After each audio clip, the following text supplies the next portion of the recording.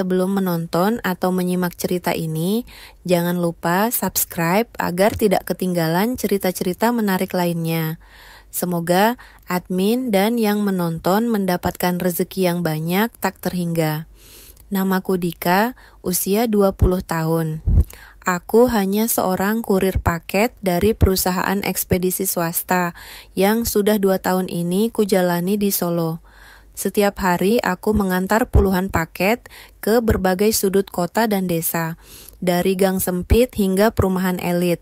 Aku terbiasa bekerja keras sejak kecil karena keluarga. Kami berasal dari kalangan sederhana. Ayah seorang buruh tani, ibu berdagang kecil-kecilan di pasar. Maka saat lulus SMA, aku langsung bekerja. Hari itu cuaca mendung. Aku mendapat rute baru, yaitu kawasan perumahan elit di Kecamatan Laweyan. Salah satu alamat yang tertulis sangat mencolok. Ibu Hajah Fatmawati, Komplek Gria Indah Blok C3. Rumah besar berpagar besi, taman luas, dan gerbang otomatis. Aku sempat gugup karena sebelumnya tak pernah masuk ke lingkungan semewah itu. Setibanya di depan gerbang, aku tekan bel. Tak lama, pintu terbuka otomatis. Seorang wanita keluar dari teras, mengenakan gamis hijau tua dan jilbab elegan. Kulitnya bersih, matanya tajam namun teduh, dan senyumnya menyiratkan wibawa. Wajahnya tampak lebih tua dariku, namun jelas masih sangat terawat. "Ada paket ya, Nak?" tanyanya lembut. "Iya, Bu, untuk Ibu Hajah Fatmawati," jawabku sambil menyerahkan paket. "Betul, saya sendiri. Masuk dulu aja sekalian saya ambilkan KTP-nya." Aku agak ragu tapi menurut. Ruang tamu rumah itu sangat mewah. Lukisan kaligrafi besar, sofa mahal, aroma ruangan seperti spa. Belum sempat aku duduk, Bu Hajah datang membawa KTP dan senyumnya yang tak pernah pudar. "Kamu masih muda ya? Kerja kurir rajin juga?" "Ya Bu, alhamdulillah, saya anak sulung, jadi harus bantu orang tua juga," jawabku sopan. Sejak pertemuan pertama itu, entah mengapa aku beberapa kali mendapat jadwal antar ke rumah Bu Hajah. Kadang hanya paket kecil, kadang belanjaan daring yang tampak pribadi. Dan setiap kali aku datang, beliau selalu menyambut ramah, bahkan sering memberiku minuman dingin atau sekadar roti. Lama-lama komunikasi kami jadi akrab. Ia mulai menanyaiku soal keluarga, penghasilan, bahkan mimpi hidup. Bagiku, beliau seperti ibu kedua yang bijak. Tapi tak kupungkiri dari cara ia menatapku, terkadang ada sesuatu yang aneh. Hangat tapi juga penuh hasrat. Sampai suatu hari Bu Hajah mengajakku bicara di teras belakang sambil menyuguhkan jus jeruk. "Dika, kamu tahu nggak? Saya ini kesepian. Suami saya meninggal 4 tahun lalu.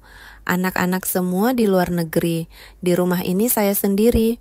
Aku terdiam, tak tahu harus menjawab apa. "Kamu orang baik, rajin. Jujur, saya suka melihat anak muda seperti kamu." Aku hanya tersenyum gugup. Lalu ia menyentuh lenganku perlahan. "Kalau ibu minta, kamu bantu ibu di rumah sesekali. Mau ya?" Aku kaget. "Bantu? Bantu apa, Bu?" Ia hanya tersenyum kecil lalu berkata, "Nanti kamu tahu sendiri." Hari itu aku pulang dengan kepala penuh tanda tanya. Tapi itulah awal dari perubahan besar dalam hidupku yang akan membawaku ke arah yang tak pernah kusangka.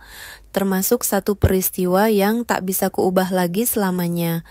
Setelah percakapan sore itu, aku tak bisa tidur tenang. Kalimat terakhir Bu Hajah terus terngiang di kepalaku. "Nanti kamu tahu sendiri." 2 hari kemudian aku kembali mendapat paket untuk beliau. Tapi kali ini saat tiba di depan gerbang rumah besar itu, gerbang sudah terbuka. Seolah beliau telah menungguku. Saat aku sampai di teras, Bu Hajah muncul dengan wajah berseri. "Dika, kebetulan kamu datang. Sekalian bantu ibu, ya. Ada barang-barang belanjaan di ruang belakang." Aku hanya mengangguk. Aku masuk mengikuti langkahnya, melewati lorong panjang dan sampai ke bagian dalam rumah yang sebelumnya belum pernah kulihat. Dapur luas, lemari besar, dan aroma ruangan yang lembut menenangkan. Namun bukan itu yang membuatku terdiam. Tapi pakaian Bu Hajah, ia tak lagi mengenakan gamis seperti biasanya, melainkan daster tipis warna krem yang agak membentuk tubuh. Wajahnya tetap tersenyum, seolah tidak menyadari betapa gugupnya aku. "Kamu jangan tegang gitu, Dik. Santai aja, anggap ini rumah sendiri." Aku hanya mengangguk sambil mulai memindahkan beberapa bungkusan dari meja ke lemari. Setelah selesai, beliau mengajakku duduk di meja makan, menyuguhkan teh manis dan kue bolu. "Dika, kamu tahu nggak, dari semua kurir yang pernah datang ke rumah ini, cuma kamu yang sopan, nggak nakal, dan selalu bersikap hormat. Itu langka, Nak." Aku tersenyum canggung. "Saya cuma coba jadi orang baik, Bu." Tiba-tiba dia menatap mataku lebih dalam. Tangannya menyentuh jemariku. "Kalau kamu butuh uang tambahan atau sekadar teman curhat, kamu boleh datang ke sini kapanpun. Pintu rumah ini terbuka buat kamu." Aku tak langsung menjawab, tapi dari sorot matanya, aku tahu itu lebih dari sekadar tawaran kerja tambahan. Ada sesuatu di balik kata-katanya. Beberapa hari kemudian, aku mendatangi rumah Bu Hajah di hari liburku. Bukan karena ada paket, tapi karena aku penasaran dan jujur saja, aku mulai terbawa suasana. Aku merasa diterima, dimengerti. Di rumahku sendiri, aku hanya dianggap sebagai tulang punggung keluarga. Tapi di rumah ini aku merasa dibutuhkan. Saat aku datang, Bu Hajah mengenakan kebaya lembut warna biru langit. Wangi parfumnya menyelimuti ruangan. Hari itu, ia tidak minta bantu apa-apa. Ia hanya menyuguhkan makan siang mewah, duduk berdua denganku, dan banyak bercerita tentang masa mudanya. Tawa kami mengalir seperti dua orang sahabat yang lama tak bertemu. Tapi semakin lama suasana jadi semakin hangat. Di ujung percakapan, ia menatapku lama-lama. "Dik, kamu pernah pacaran?" Aku kaget, tapi kuangguki pelan. "Kalau sama perempuan yang lebih tua, kamu merasa aneh enggak?" Aku menelan ludah, nafasku terasa berat. "Kalau perempuannya baik dan tulus, saya enggak keberatan, Bu." Ia tersenyum kecil lalu berdiri dan mendekat. "Kamu enggak usah panggil aku ibu terus, ya." Degup jantungku makin cepat. Malam itu aku tak pulang, dan di sanalah untuk pertama kalinya semua batas antara kami runtuh.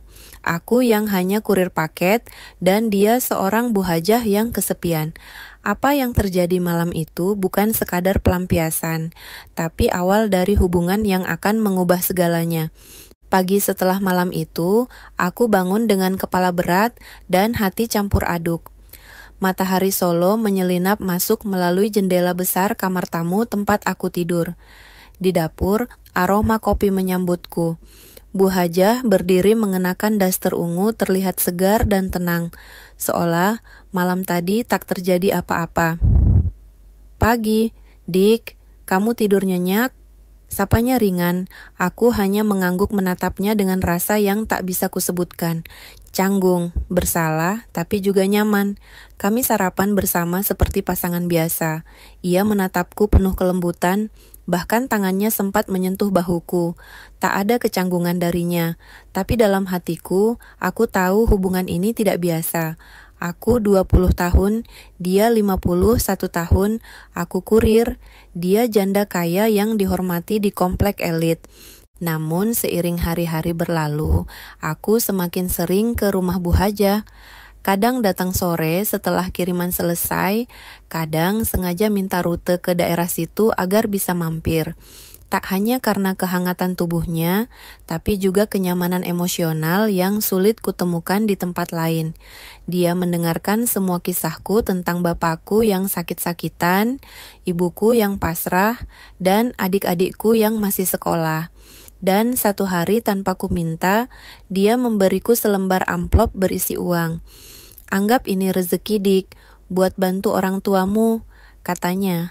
Aku menolak, tapi dia tetap memaksa. "Saya ikhlas, saya cuma merasa kamu harus dapat hidup yang lebih baik. Jangan seperti saya, hidup dalam rumah besar tapi sepi. Perubahan mulai terasa. Hubungan kami semakin intens. Kami mulai berpelukan bukan hanya karena kebutuhan fisik, tapi juga karena rasa yang tumbuh diam-diam. Aku bahkan mulai membantu mengurus kebun belakang, membereskan gudang, hingga mengecek tetes TV rumah. Tapi, masalah datang justru dari luar rumah megah itu. Beberapa tetangga mulai curiga. Seorang satpam kompleks sempat memanggilku. "Kamu sering banget ke rumah Bu Hajah ya? Nggak kerja lagi, Dik," katanya dengan nada menyindir. Lalu datang gosip di warung belakang komplek. Katanya Bu Hajah kedapatan duduk berdua dengan anak muda kurir di teras belakang. Beberapa ibu-ibu komplek bahkan mulai menjauh saat melihatku lewat. Suatu malam saat kami sedang makan malam di meja besar, Bu Hajah menatapku serius. "Dika, kamu siap kalau kita mulai diomongin orang?" Aku terdiam, nafasku berat. "Bu, saya bingung. Di satu sisi, saya enggak ingin menyakiti ibu. Tapi di sisi lain, saya juga enggak mau hubungan ini merusak nama baik ibu." Dia menggenggam tanganku. "Dika, saya enggak peduli omongan orang. Yang saya tahu, kamu satu-satunya orang yang membuat saya merasa hidup lagi." Aku nyaris menangis. 2 garis merah, tapi semuanya benar-benar berubah beberapa minggu kemudian. Saat aku datang membawa makanan favoritnya, wajahnya pucat. Ia tampak lelah dan linglung. Kukira dia hanya sakit flu. Namun kemudian di malam itu ia berkata, pelan, "Dik, saya telat haid lebih dari 2 minggu." Aku membeku. "Bu, maksudnya?" Penutup. Cerita ini bukan soal perbedaan usia, bukan juga soal status sosial, tapi tentang bagaimana cinta, pengorbanan, dan takdir bisa menabrak semua batas logika.